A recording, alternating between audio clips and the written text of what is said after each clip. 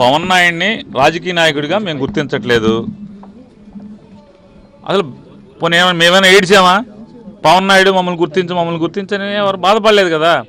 ఈ రాష్ట్ర ప్రజలు గుర్తించలేదు నిన్ను. కాబట్టి అంటే ఉనికి చాటుకోవటం కోసం లేదా తీసుకున్న రెమ్యునరేషన్ కోసం ఇవన్నీ కూడా తిప్పలు తప్పితే వేరే ఏం లేదు. ఆయనకి సినిమాల్లో అక్కడ కాల్ షీట్లు, ఇక్కడ కాల్ షీట్లు ఒకటే. ఇక్కడ చంద్రబాబు గారికి ఇస్తాడు కాల్ షీట్లు, అక్కడేమో ప్రొడ్యూసర్లకు ఇస్తాడు కాల్ షీట్లు. రకరకాలుగా మీరు మొత్తం ఆయన రాజకీయాల్లోకి వచ్చిన కాడి నుంచి ఆయన మాట్లాడిన మాటలన్నీ ఒక్కసారి వెనక్కి తిరగేసుకుంటే ప్రతి మాట ఆయన చెప్పింది రోజుకు ఒక మాట, గంటకు ఒక మాట, పూటకు ఒక మాట. ఈ గంటకి పూటలకి రోజులకి మాటలు మార్చే వాళ్ళని ఏమంటారు? బాగా తెలుగు భాష పండితుడు ఆయనే కాబట్టి ఆయన ఏమంటారో ఆయన్నే తెలుసుకుంటే సరిపోద్ది. ఇవాళ మాట్లాడే రకరకాల మాట్లాడతాడు. అమిత్ షా గారు చాలా కరెక్ట్ ఈ దేశానికి అంటాడు. అంటే ఏంటి? అమిత్ షా గారు పార్టీ కలిపేమన్నాడు. జనసేన పార్టీని అమిత్ షా గారు బీజేపీలో కలపమన్నాడు. అమిత్ షా గారు కరెక్ట్ అంటే ఏంటి? జనసేన పార్టీని ఇప్పుడు కలిపేస్తున్నాడా? అంతే కదా. అమిత్ షా గారు కరెక్ట్ అంటే ఏంటి? జనసేనని బీజేపీలో కలిపేమన్నాడు, కలిపేస్తున్నట్టే కదా. కాబట్టి అది ఏ రకంగా ఏంటనేది నోటుకు వచ్చింది మాట్లాడినట్టు, పూనకు వచ్చినట్టు మాట్లాడినట్టు ఇవన్నీ గొప్ప అనుకుంటాడు. సినిమాల్లో బాగుంటాయి హావభావాలు, ఎమోషన్స్. ఎందుకంటే రివైండ్లో అవి ఉండవు. సినిమా హీరో ఏది చెప్తే అదే క్లాపు కట్టు, క్లాపు కట్టు. ఆ కట్ చేసింది బాగుందని పక్కన పడేస్తారు, బాగున్నాయి మాత్రం తీసుకుంటారు. ఇక్కడ అలా కాదు, ప్రతిదీ రికార్డ్ అయిపోతూ ఉంటుంది. నిన్న మాట్లాడింది, ఇవాళ మాట్లాడింది, రేపు మాట్లాడబోయేది, ప్రతిదీ మీ ప్రతి అడుగు ఏమేం చేసావు, ఏం మాట్లాడావు. అసలు రాజకీయాల్లో ఒక పరిపక్వతతో మాట్లాడుతున్నావా, లేకపోతే ఒక కన్సిస్టెన్సీ ఉందా? అసలు ఏ ప్రామాణికంతో నువ్వు రాజకీయాలు చేస్తున్నావు? చంద్రబాబు నాయుడు గారు దొంగగా దొరికాడు కదా అంటే రాజకీయాల్లో ఓట్లు కొనటం ఇవన్నీ దొరకటం మామూలే అంటావు. పోలవరంలో అవినీతి జరుగుతుంది కదా అంటే డెవలప్మెంట్ యాక్టివిటీస్లో అవినీతి అనేది చేతులు మారటం అనేది సహజం అంటావు. అంటే నీకు రెమ్యునరేషన్ ఇచ్చి నీ దగ్గర కాల్ షీట్లు తీసుకునే వాళ్ళు ప్రభుత్వంలో మాత్రం ఏది జరిగినా కూడా కవరింగ్ చేస్తావు. ఇక్కడ ఏమీ జరగపోయినా సరే బురద చిమ్ముతావు, విషం చిమ్ముతావు,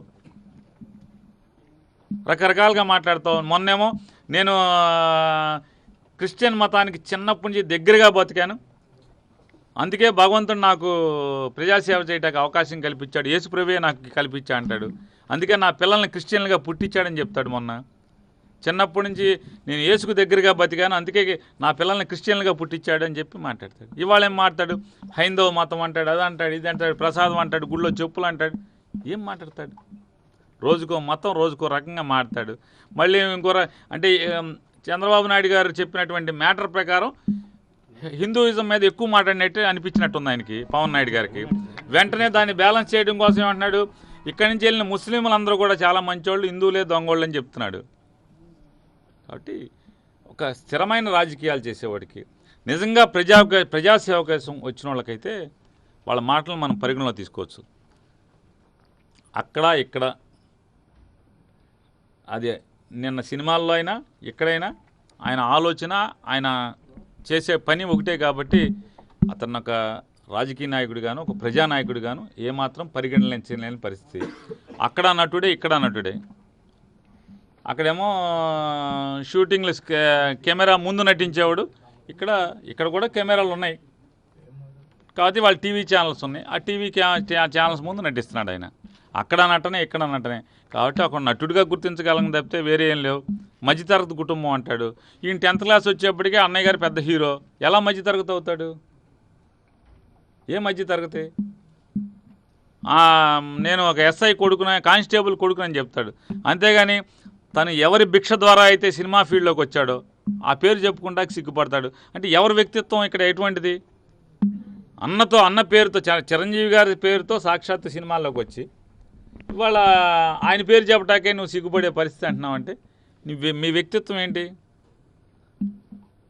అంటే ఎన్ని రకరకాలు కులాలు అంటాడు, మతాలు అంటాడు, ఇష్టం వచ్చింది. చంద్రబాబు నాయుడు గారు ఏది చెప్తే అది మాట్లాడటమే తప్పితే ఇంకొక వేష లేదు. మేము ఆయన ఒక రెమ్యునరేషన్ తీసుకుని అక్కడ నటించాడు, ఇవాళ ఇక్కడ నటిస్తున్నాడు. అంతకుమించి ఇంకొక మమ్మల్ని గుర్తించాలి, అతను ప్రజలు గుర్తించారు. 151 సీట్లు ఇచ్చి ప్రజలు గుర్తించారు. దేని గురించి అతను నువ్వు గుర్తించబడితే ఏంటి తేడా? ఏంటి అసలు లెక్క ఏంటి? మంత్రుల మాటతీరు వల్లే ఇటువంటి హైదరాబాద్ లాంటి దిశ లాంటి ఘటనలు జరుగుతున్నాయి అని చాలా కీలకమైన వ్యాఖ్యలు చేశారు సార్ ఆయన. అట్లా ఎందుకు అనుకుంటారు? ఆయన చెప్పాడు మీరందరూ కూడా 4 పెళ్ళిళ్ళు 5 పెళ్ళిళ్ళు చేసుకోమన్నాడు. ఓహో ఇది తప్పు కాదనమాట, ఆయన ఎందుకు తీసుకోలేదు? దానివల్ల జరుగుతాయి.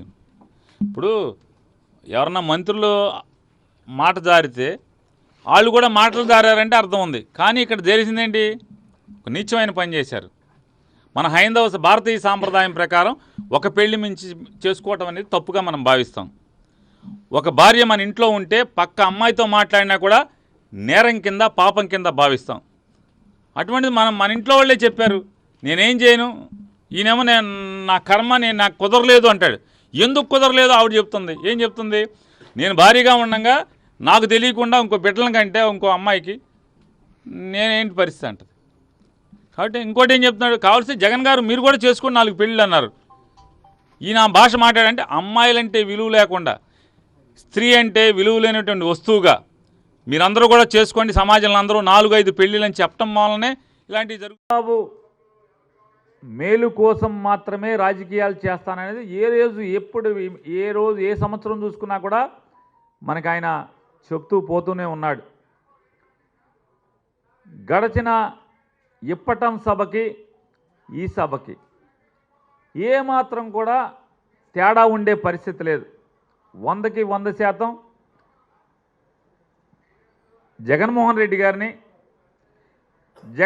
రెడ్డి గారిని బలపరిచేటువంటి వ్యక్తుల్ని,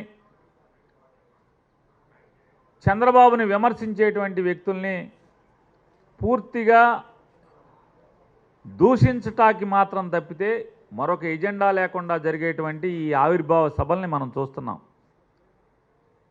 ఈరోజు కూడా బందర్లో జరగబోయేది అదే. తస్మదీయ దూషణ సభే అది. ఆవిర్భావ సభ అనేదానికి అర్థం లేదు. సాయంత్రం మీకు మీ అందరికీ ప్రజలకు కూడా మీ ద్వారా ప్రజలకు కూడా చెప్పేది ఏంటంటే మనం పెద్దగా ఎదురు చూడాల్సిన పని లేదు. జగన్మోహన్ రెడ్డి గారిని బహిరంగంగా బలపరిచేటువంటి కాపు నాయకుల్ని, మరీ ప్రత్యేకించి పేర్ని నానిని దూషించడం తప్పితే చంద్రబాబుని ఎవరైతే విమర్శిస్తున్నారో, చంద్రబాబు రాజకీయాన్ని ఎవరైతే అడ్డుకుంటానికి ప్రయత్నం చేస్తున్నారో వారిని తిట్టడం తప్పితే సాయంత్రం ఆ సభకి ఎజెండా ఏమీ లేదు. మేము ఒకటే వారికి చెప్తున్నాం, అసలు ఒక రాజకీయ పార్టీ అనేది స్థాపిస్తే ఏంటి, ప్రజలకు ఏం చేద్దాం అనుకుంటున్నాం? సొంత కాళ్ళ మీద నిలబడి ఈ సంవత్సరం కాకపోతే వచ్చే సంవత్సరం కాకపోతే ఇంకొక సంవత్సరం, లేదా ఈ ఎన్నికలు కాకపోతే వచ్చే ఎన్నికల్లో మనం సొంతంగానే ప్రజలకి చేరువవ్వాలని ఎవరన్నా ప్రయత్నం చేస్తారు. ఎంతసేపు కాపు కులాన్ని పోగేసి కాపు కులస్తులందరినీ కూడా కట్టగట్టి తీసుకెళ్ళి చంద్రబాబుకి తాకట్టు పెట్టి ఊడిగం చేయటం అనేదే ప్రధాన లక్ష్యంగా ఎజెండాగా పనిచేస్తున్నటువంటి ఆయన ఇక భవిష్యత్తులో కూడా మారడని, ఎప్పటికప్పుడు మారి సొంతంగా రాజకీయం చేస్తాడేమో, తన కోసం తన పార్టీ కోసం తను నమ్ముకున్న వాళ్ళ కోసం రాజకీయాలు చేస్తారేమో అని చెప్పని ఎదురు చూసేవారందరూ కూడా ఇక అతను మారే పరిస్థితి లేదు.